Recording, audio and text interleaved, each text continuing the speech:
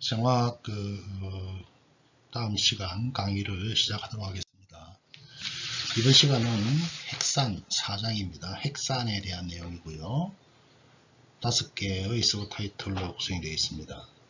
이 장을 처음 시작하는 페이지를 보게 되면은 왼쪽에 아주 컬러풀로 되어 있는 게 DNA가 염기쌍으로 형성되어 있다는 그림을 보여주고 있습니다. 오른쪽 페이지에 핵산, 생물학적 정보를 저장하고 전송하는 역할을 하는 핵산의 구조에 대해서 알아보는 것이 이 장의 목적입니다. 그 다음에 이런 핵산은 자기 복제를 통해서 한 세대에서 다음 세대로 생명에 대한 정보가 전달되는 과정, DNA와 같은 핵산에 의해서 이루어진다. 이 장에서 먼저는 핵산의 구조에 대해서 알아보고 유전 정보의 보존, 전송 방법에 대해서 소개합니다. 이게 바로 이제 DNA 복제, 전사, 번역이라고 하는 replication, transcription, translation이라고 하는 과정을 통해서 이루어집니다. 이러한 과정을 우리가 센트럴 도그마 이렇게 이야기를 합니다. DNA에서 RNA 그리고 단백질로 이어지는 과정이다, 이런 의미입니다. 자, DNA는 복제를 한다. 방금 replication이라고 했죠. 그죠? replication. 복제를 해서 동일한 유전 정보를 계속 체포분열을 통해서 유지를 하고 있습니다. 이 DNA가 이제 RNA로 정보를 전달하는 과정을 transcription 이렇게 이야기하고, RNA로 전달된 정보가 단백질 합성에 참여하는 과정을 translation 이렇게 번역 이렇게 이야기합니다. 근데 가운데 보니까 빨갛게 reverse transcription이라는 말이 있죠. 센트럴 도그마라고 하는 것은 DNA, RNA, 프로테인으로 연결되는 이런 단순한 과정을 센트럴 도그마라고 이야기를 합니다. 근데 어떤 경우에는 이 RNA가 다시 DNA로 거꾸로 트랜스크립션 되는 과정이 있습니다. 이 거꾸로 간다 이래서 reverse transcription 이렇게 이야기를 합니다. 우리 생체 내에서 나타나는 이런 대표적인 reverse transcription이 RNA 바이러스가 우리 몸에 들어왔을 때 이런 현상이 생깁니다. 즉 RNA 바이러스가 우리 몸에 들어오게 되면은 코로나 이런 감기 이런 바이러스들이 다 이 RNA 바이러스입니다. 이 RNA 바이러스가 들어오게 되면은 우리 몸에 있는 세포에, 호스트 세포에 있는 여러 가지 물질들을 이용해서 DNA를 만들고 그 DNA로서 RNA를 만들어내죠. 그래서 그런 바이러스에 있는 유전 정보가 단백질로 번역이 되는 과정을 거치게 될 것입니다. 70페이지에 있는 그림 4-1은 전자현미경으로 본 박테리오파지라고 하는 박테리오파지의 DNA를 보여주는 모습이고요. 70페이지 4-1 핵산 정보를 처리하는 거대 분자부터 시작하도록 하겠습니다. 자, DNA는요 1869년 프랑스의 군 외과 의사 있네요. 이분입니다. 이분요 프리드리 미세르라고 하는 사람에 의해서 처음 발견이 됩니다. 그는 폐기된 외과 드레싱에 묻은 고름에서 산성 물질을 다량으로 발견합니다. 이제 군인들을 치료하는 과정에서 나온 노폐물들이죠. 이 물질은 대부분 백혈구 안에 백혈구 핵에 존재하고 있었기 때문에 핵산으로 명명을 합니다. 뉴클레이크 애시드. 핵산은 화학적으로 유기 질소 염기에, 염기 베이스입니다. 베이스 염기에 오탄당과, 오탄당은 리보스가 될 수 있고 디옥시 리보스가 될 수가 있겠죠. RNA의 경우에는 리보스가 되겠고요. 그 다음 인산으로 구성된 것을 이제 알게 된 거죠. 그 후에 오탄당의 종류에 따라서 두 종류의 핵산이 있다는 것을 발견하였다. 미셸르가 발견한 것은 DNA, 디옥시리보스가 되겠습니다. 자, 여기 설명했듯이 이 사람은 스위스의 의사 겸 생물학자입니다. 처음으로 핵산을 분리한 분이고요. 그것이 이야기했듯이 고름을 관찰하고 이 고름을 막까지 이렇게 봤다라는 그런 또 이야기가 있네요. 자, 조금 전에 DNA, RNA 이야기를 했는데요. 결론을 먼저 내리고 가도록 합니다. 자, DNA와 RNA의 차이점이 뭐냐 이거죠. 잘 아시다시피 이중 나선, 단일 나선으로 되어 있고 DNA를 구성하고 있는 분자는 아데닌, 구아닌. 자, 아데닌과 구아닌 이게 뭐에 해당하는 거예요? 퓨린에 해당하는 거죠. 그 다음에 사이토신과 티민, 요거는 피리미딘에 해당하는 겁니다. 차이점이 뭐라 그랬죠? RNA는 티민 대신에 우라실이 대체되어 있다는 것을 그 그림에서 알 수가 있고요. 왼쪽, 오른쪽 그림이 같습니다. 그 밑에 1번, 2번, 3번, 4번, 5번은 DNA와 RNA의 그 차이점에 대한 서머리를 제가 다른 데서 가져온 내용이기 때문에 참고하면 좋겠습니다. 저도 오늘 교과서를 다시 한번 보도록 하겠습니다. 71페이지요. 4-2 내용이 설명이 되고 있습니다. 교과서 71페이지. 지금 보여드리는 이 그림입니다. 이 4-2 그림에서 볼 수 있듯이 헥사는 각각의 단량체 단위가 공유결합에 의해서 연결되어 있는 고분자 물질이다. 자, 이게 RNA가 있고 DNA가 있습니다. RNA가 있고 DNA가 있어요. 자, 먼저 RNA를 볼게요. 한쪽이 5- 말단, 한쪽이 3- 말단 이렇게 되어 있습니다. RNA니까 빨갛게 OH 뭐죠? 산소가 존재하죠. 그죠? OH. 자, 거기 보니까 염기라고 되어 있어요. 염기가 결합되어 있는 부분에 꺾이는 부분. 그게 탄소라고 되어 있어요. 이게 염기가 결합되어 있는 부분이 1번 탄소입니다. 그 다음 OH가 붙어 있는 게 2번 탄소고요. 그 다음 3- 되어 있죠. 이게 3번 탄소고, 그 옆에 있는 것이 꺾이는 부분이 4번 탄소고, 줄로 위로 쭉 올라와 있는 게 5번 탄소죠. 그래서 5- 말단이라고 하는 것은 탄소, 5번째 탄소의 끝부분 이런 말이고요. 3- 말단이라는 것은 3번째 탄소의 끝부분 이 말입니다. 자, 우리 앞 시간에서 이런 핵산들은 서로 결합할 때 어떤 결합을 한다고 그랬죠? 포스포디에스테르 결합을 한다고 그랬어요. 그리고 하나의 염기와 하나의 염기 사이에 인산기를 사이에 두고 이렇게 나타나는 결합, 이걸 우리가 포스포디에스테르 결합이라고 이야기합니다. 이런 포스포디에스테르 결합하는 것은 DNA나 RNA나 똑같죠. 이 그림에서 DNA와 RNA의 차이점은 하이드록실기가 있느냐 없느냐 이러한 차이점이고, 기본적으로 RNA, DNA, 싱글 스트랜드의 구조는 동일함을 알 수가 있습니다. 다시 교과서 내용을 보도록 할게요. DNA는 2디옥시리보스를, RNA는 그냥 리보스를, 이게 뭐 2라는 의미는 여러분들 두 번째 탄소 이런 말인데, 종종 이 2는 생략해서 나옵니다. 5탄당 탄소 번호 다시를 붙여서 번호를 표기한다. 방금 그래서 제가 염기 부분은 1번 탄소, 빨갛게 되어 있는 부분은 2번 탄소, 3번은 써놨고요. 그 다음에 4번, 그 다음 5번 탄소 이렇게 숫자를 붙이는 거예요. 자, 개념을 보게 되면은 DNA와 RNA는 모두 폴리뉴클레오타이드이며 RNA는 리보스를, DNA는 디옥시리보스를 함유하고 있다. 몇 번이나 언급한 내용이죠. 그 다음에 헥산에 연속되는 단량체 단위 간 연결은 하나의 헥산의 5번 탄소, 카본 5'에 위치한 수산기가 다음 헥산의 3번 탄소와 포스포디에스테르 결합을 형성한다. 이게 핵심 내용이에요. 이 결합을 통해서 긴 헥산 사슬이 만들어지겠고요. 헥산이 포함되어 있는 인산기는 약한 산성이다. 그래서 우리 헥산은 산성이다. 이런 의미를 가지고 있는 이름입니다. 따라서 DNA 또는 RNA 분자의 장기는 생물체에 의해서 지난번 시간에 우리가 마이너스를 띄고 있었죠. 그래서 음성을 가지고 있고요. 이 포스포디에스테르 결합이 헥산의 뼈대를 이루는 것이 되겠고요. 이 뼈대가 반복되어서 긴 사슬을 형성하는 것이 되겠습니다. 하지만 이 뼈대 자체는 정보 전송의 역할을 수행하지 못하고 단지 연결시켜주는 결합에 불과한 것이고요.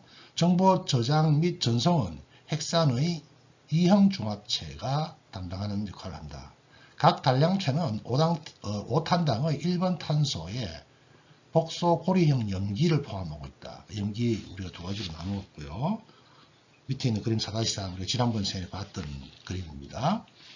퓨린과 피리미딘. 자, DNA는 두 종류 퓨린, 염기인, 아데닌, 구아닌.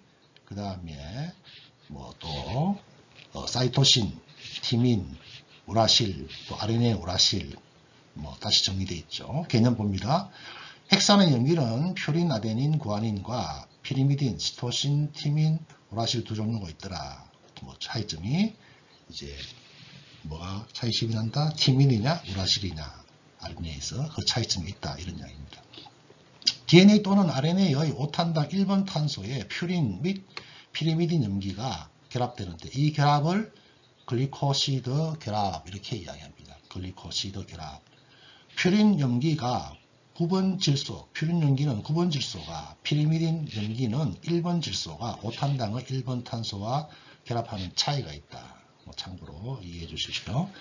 이렇게 결합된 채소 단위를 뉴클레오타이드 이렇게 이야기합니다. 채소 단위를 뉴클레오타이드 이렇게 이야기합니다.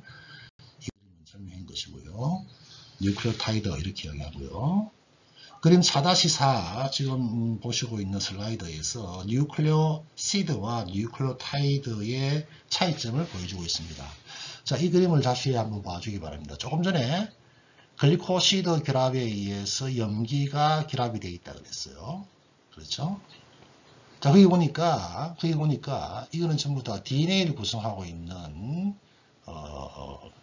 분자임을 알 수가 있어요.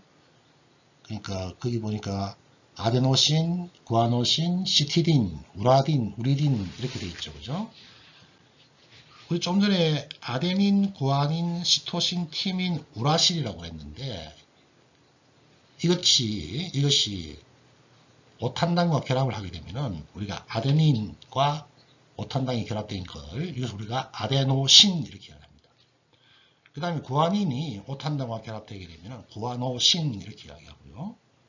뭐 시토신도 마찬가지겠고 시티딘 이렇게 얘기합니다. 그 다음 우라실에 리보스가 결합이 된 것을 우리가 우리딘 이렇게 이야기하고 이런 것들을 우리가 각각을 뉴클레오시드 이렇게 이야기합니다. 뉴클레오시드. 자, 뉴클레오시드는 결국은 뭐예요? 5탄당에 염기가 결합되어 있는 것을 이야기하고 그 염기는 글리코시드 결합에 의해서 연결되어 있다.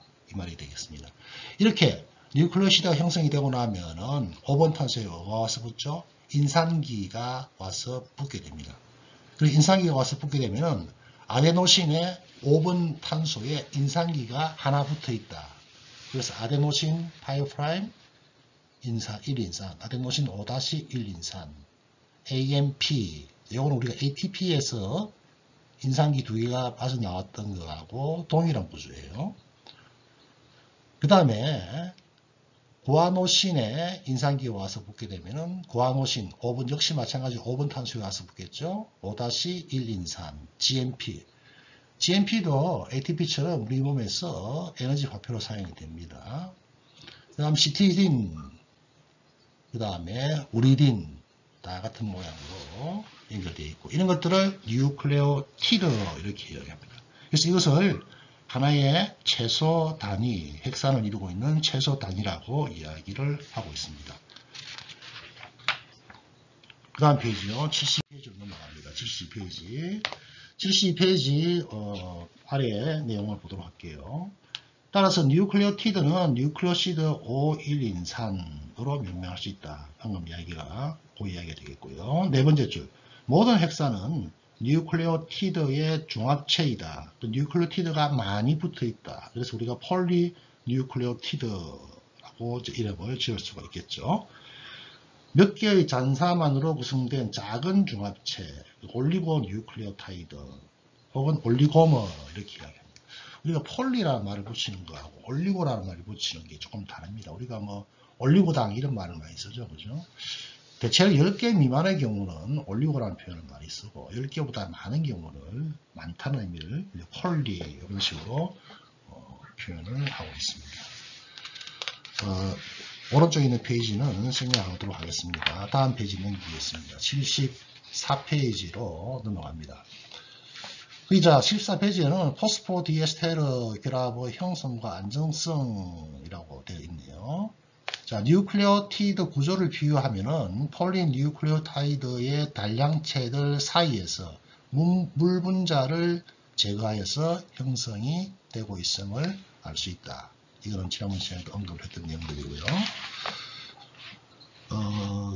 74페이지 왼쪽에 두 번째 테라그래프 가운데 좀 한번 볼까요? 6번째 줄이에요. 7번째 줄. 따라서 세포에서 DNA가 유전 정보를 저장하고 세대를 따라서 유전 정보를 전달하는 역할을 수행하는 것만큼 충분히 안정화된다. 즉 DNA는 굉장히 안정화된 물질이다. 안정화된 분자다. 이렇게 이야기할 수 있겠습니다. 그리고 탈수된 상태라면 DNA 역시 안정하게 보존되어 있다. RNA는 굉장히 불안전한 물질입니다. 분해도 빨리 되고 빨리빨리 사라지는 데 비해서 DNA는 물만 빠져나가면 건조한 상황에서는 굉장히 오랫동안 보관을 할 수가 있습니다. 그래서 우리가 굉장히 오랜 지난 화석에서도 DNA를 제출할 수가 있죠. 화석에서 RNA 뽑았다는 이야기 들어본 적 없잖아요. 그죠? 그래서 DNA는 굉장히 스테이블한 물질이라는 것을 우리 교과서에서 언급을 해주고 있고요. 74페이지 오른쪽 두 번째 테라그래프요. DNA와 RNA는 뉴클레아제라고 하는 효소에 의해서 분해될 수 있다. 뉴클레아제, 뒤에 AS의 효소가 나와 있죠. 뉴클레아제라고 하는 효소에 의해서 분해될 수 있다. 뉴클레아제는 RNA와 DNA의 포스포디에스테르 결합을 가수 분해를 촉매한다. 자, 포스포디에스테르 결합을 할 때는 물이 들어간다 그랬어요. 그죠? 그럼 분해하기 위해서는 다시 물을 넣어줘야 되겠죠. 사람의 소화 효소에도 뉴클레아제가 포함되어 있다. 그래서 우리가 음식을 먹게 되면 어떻게 됩니까? 그 안에는 뭐 세포 덩어리가 많죠. 세포로 구성되어 있잖아요. 고기를 먹는다 생각해 보세요. 채소를 먹어도 마찬가지고. 그 안에 탄수화물, 지방, 단백질도 있지만 엄청나게 많은 핵산도 들어가 있습니다. 그렇죠? 우리 몸에는 그런 핵산을 분해하는데 관여한 효소를 통틀어서 뉴클레아제 이렇게 이야기하고, 이렇게 해서 분해된 뉴클레오타이드들은 우리가 또 재활용하는 것이죠. 그 다음에 탈수를 통한 포스포디에스테르 결합은 연력학적으로 선호되지 않는 반응이다. 그렇다면 생체 내 환경에서 직접적인 탈수 반응을 통해서 폴리뉴클레오타이드를 만들 수 없는 경우에는 어떻게 할 수 있을까? 자, 정답은 바로 리보뉴클레오시드나 디옥시리보뉴클레오시드 3인산을 통해서 에너지를 충분히 활용을 하는 것이다. 자, 우리가 ATP, 결국은 인산기가 두 개 더 붙어 있는 뉴클레오타이드 중에서 인산기가 두 개 붙어 있는 그 경우를 보여주고 있죠. 그 옆에 있는 그림 4-8을 보게 되면 대사적으로 활성화된 뉴클레오타이드를 활용한 핵산의 생합성 이런 말이 나와 있죠. 핵산의 생합성. 자, 여기 보면은 그림을 잘 이해를 해야 됩니다. 자, 이 그림에서 왼쪽 위에는 그냥 뉴클레오타이드가 쫙 연결되어 있는 거 하나를 보여주는 거예요. 뉴클레오타이드 쫙 연결되어 있는 거 하나를 보여주는 거예요. 그 중에서 5- 말단 끝을 보여주고 있는 거예요. 밑에 3- 말단은 계속 뉴클레오타이드에 연결되어 있는 상황이에요. 자, 거기에 ATP가 같이 왔다 생각합시다. ATP가 왔다. 그럼 이 ATP는 인산기 두 개를 떼내고, 인산기 두 개를 떼내면은 어떤 모양이 되죠? 인산기 두 개를 떼내면은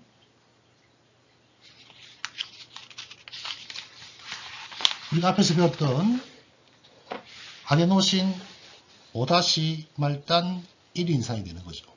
이게 폴리뉴클레오타이드의 구성 성분으로서 활용을 할 수도 있다.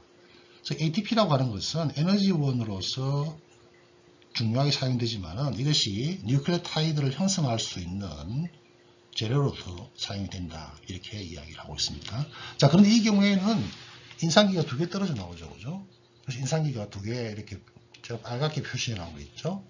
이 두 개의 인산기가 서로 붙어 있는 것. 지난번 시간에 이야기했습니다. 이걸 파이로포스페이트 이렇게 이야기합니다. 즉, 앞으로 파이로포스페이트가 많이 나오게 되면은, 인산기가 두 개 있는 피로인산이구나. 이렇게 이해를 하기 바랍니다. 피로인산, 파이로포스페이트, 인산기가 두 개 붙어 있는 것. 이렇게 여러분들이 정의를 내려주면 좋겠습니다. 오른쪽 75페이지 4-2 핵산의 기본 구조 쪽으로 갑니다. 핵산의 기본 구조를 알아보기 위해서 가장 기본이 되는 선형 구조를 한번 생각해 보자. 자, 1번 선형 구조의 중요성. 자, 우리가 앞에 본 그림에서 나타낸 선형 구조를 보게 되면 이 네 가지 특징을 가지고 있는데 이 네 가지의 특징을 여러분들이 잘 좀 이해를 해야 됩니다. 두 가지 특징. 자, 1번 폴리뉴클레오타이드는 방향성을 가지고 있다고 그랬어요. 그래서 한쪽은 아까 우리가 3- 한쪽 5- 이렇게 하겠죠. 그래서 달량체 단위 사이의 포스포디에스터 결합은 한 달량체의 5- 탄소와 다음 달량체의 3- 탄소와 5- 탄소 사이의 결합, 이게 바로 포스포디에스터 결합이었어요. 그럼 한쪽은 또 5-가 되겠고 한쪽은 또 3-가 남아있겠죠. 뭔가가 붙으신 자리가 있는 거예요. 따라서 선형 폴리뉴클레오타이드 사이설의 양 끝이 이렇게 3-와 5-로 구분될 수 있다, 이런 이야기입니다. 그 다음에 뉴클레오타이드 서열은 염기 서열에 의해서 개별성을 갖는다. 이 무슨 말이냐, 다음 페이지요. 즉 뉴클레오타이드 서열이 형성되는 것. 자, 뉴클레오타이드 서열이 형성된다는 것은 뭐예요? ATGC 네 가지가 어떤 차례로 들어오냐에 따라서 서열이 각각 달라지겠죠, 그죠? 그걸 의미하는 것이고, 이 서열이 핵산의 기본 선형 구조의 1차 구조, 즉 폴리뉴클레오타이드가 쫙 연결되어 있는 것을 1차 구조 이렇게 이야기합니다.